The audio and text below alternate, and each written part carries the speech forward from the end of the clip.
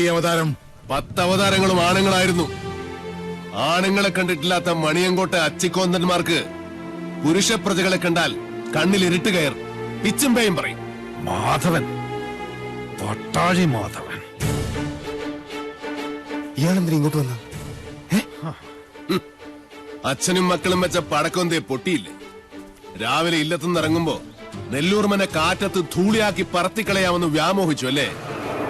എനിക്ക് നെല്ലൂർമനെ ഇതുപോലെ കാണണമെന്ന് മോഹമുണ്ടെങ്കിൽ അത് തടയാൻ മാത്രം പോന്നവരല്ല മണിയങ്കോട്ട മണ്ണുണ്ണികൾ.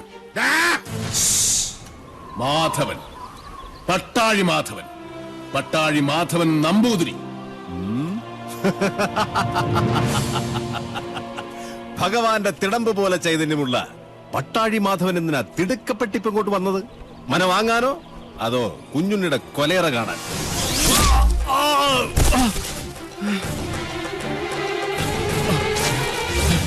5 പ്രാണനും അലറിക്കരഞ്ഞപേക്ഷിച്ചാലും ഈ ദയന് ഞാൻ ആവർത്തിക്കില്ല. ഒരു ദിവസം അവസാനിപ്പിക്കും നിന്റെയൊക്കെ ധാർഷ്ട്യം ഞാൻ. പക്ഷേ അന്നും തീരില്ല എന്റെ വ്യസനം. അവനെ വിടുക. എന്താ വേണ്ടത് നിനക്ക്? എനിക്ക് വേണ്ടത് ഒന്നൊന്നായി ഞാൻ കൊണ്ടുപോകും.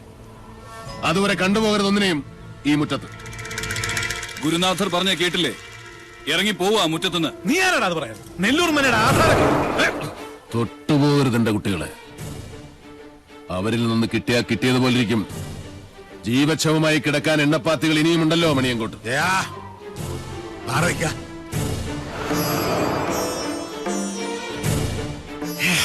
ആധാരം കാണണോ? നല്ല ഒറിജിനൽ ആധാരം കൈവശമുള്ള അവകാശിയെ കാണുമ്പോൾ ഉള്ളുകാളിൽ താഴെ വീഴരുത് മണിയങ്കോട്ടുകാരനവര്. ഷാരടി മാമേ, ഒന്ന് കാട്ടിക്കൊടുക്ക്.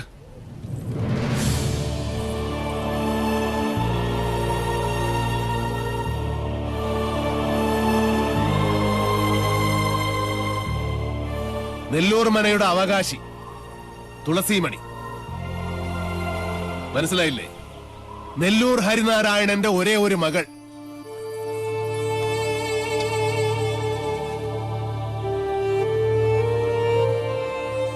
ഗുപ്തൻ ഓർമ്മയില്ലേ ആ ദിവസം?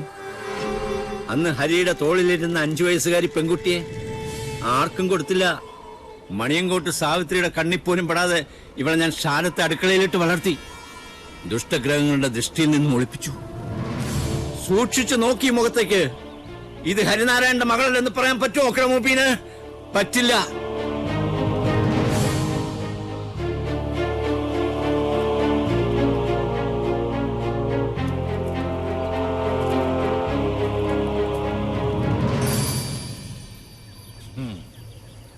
പാവം ഈ ശാരൻ. 7 സമുദ്രങ്ങൾക്കപ്പുറം ഒളിപ്പിച്ചിട്ടും നീ രക്ഷപ്പെട്ടില്ലല്ലോ മോളെ. എത്ര ആവാഹിച്ചിട്ടും സാവിത്രി ഇറങ്ങി വരാത്തതിന്റെ രഹസ്യം ഇപ്പൊ മനസ്സിലായി. കാത്തിരിക്കുക അവള്. ചെല്ല്, വലതുകാല് വെച്ചങ്ങടെ കയറുക. ഈ തുളസിക്കതിരും സാവിത്രി പറിച്ച് തലേ ചൂടും. അതിനു മുമ്പ് സാവിത്രിയെ ചുട്ട് ഭസ്മമാക്കി നിങ്ങളുടെ നെറ്റിയിൽ ചാർത്തിയിട്ടുണ്ടാവും മാധവൻ. പഞ്ചഭൂതങ്ങളും അഷ്ടദിക്കുകളും 5 സ്വരൂപത്തിൽ വാഴുന്ന ഈശ്വരൻ സാക്ഷി. ഇന്ന് തുടങ്ങും നിന്റെയൊക്കെ രാപ്പനി. പോ, ചെന്ന് രാശി വെച്ച് നോക്ക്.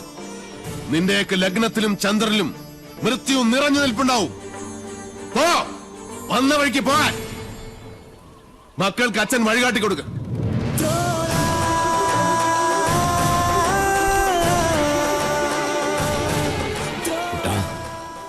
ആഴമറിയാത്ത ചുഴിയിലേക്ക് കാലെടുത്ത് വെച്ചു ഈ അച്ഛനും മകനും. ഇപ്പോ കുട്ടനും ഷാരടി മാമ മടങ്ങിക്കോളൂ. കുട്ടേട്ടൻ 4 ദിവസം കൊണ്ട് ഇതൊരു മനുഷ്യാലയമാക്കി ഞാൻ നിന്നെ ഏൽപ്പിക്കും. അതിന് സാധിച്ചാൽ മാത്രം പട്ടാഴിക്ക് മടങ്ങും. അല്ലെങ്കിൽ എനിക്ക് ചിത കൂട്ടാൻ കിഴക്കേത്തൊടിയിലെ മാവ് പോലും വെട്ടരുതെന്ന് അമ്മയോട് പറയണം. ശവം പാഴ്വിറക് കൂട്ടി അതിലിട്ട് കത്തിച്ചു കളയണം.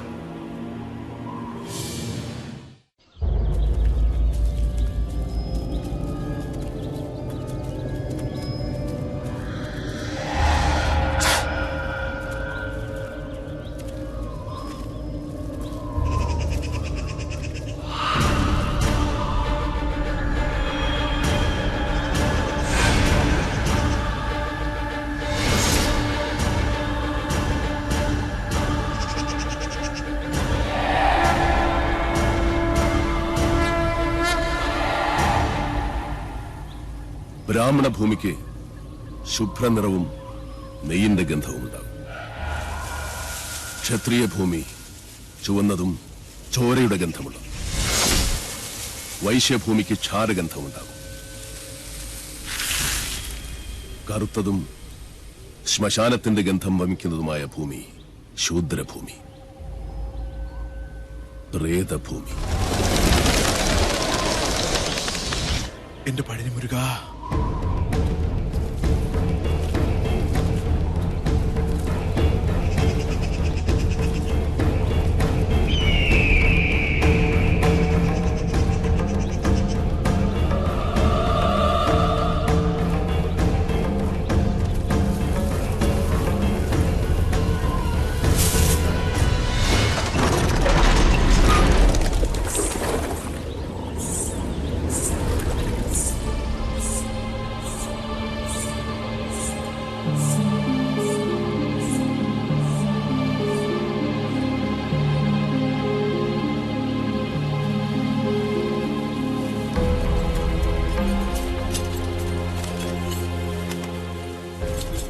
കൊള്ളാം. ഉളിയന്നൂർ തച്ചൻ മണ്ണും മരവും കൊണ്ടെഴുതിയ കവിത. ഭൂമിയിൽ ഒരു തച്ചന് 8 തരം ഗ്രഹങ്ങൾ പണിയാം.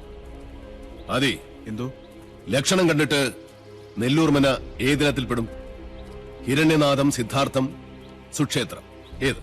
തെക്കിനി, പടിഞ്ഞാറ്റ, വടക്കിനി, കിഴക്കിനി.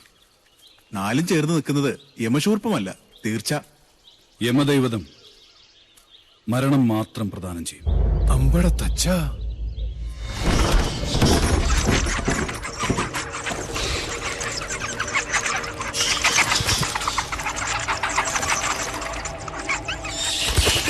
എന്റെ ശരവണ, പഴനിയിൽ ആറാടിയ ഭസ്മവും പഞ്ചാമൃതവും ഉണ്ട്. ഒന്നും ഭയപ്പെടണ്ട, അടുക്കില്ല ധാത്രി.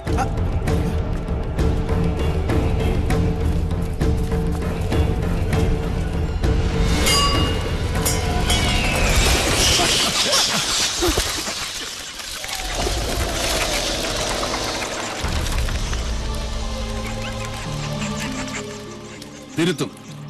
എഴുതിയവനെ കൊണ്ട് തന്നെ ഈ കവിത ഞാൻ തിരുത്തിക്കും. സന്ധ്യയ്ക്ക് മുമ്പേ ഉളിയന്നൂർ തച്ചന്റെ തന്നെ താവഴിയിൽ ഒരുത്തൻ ചെമ്പറയിലെത്തും.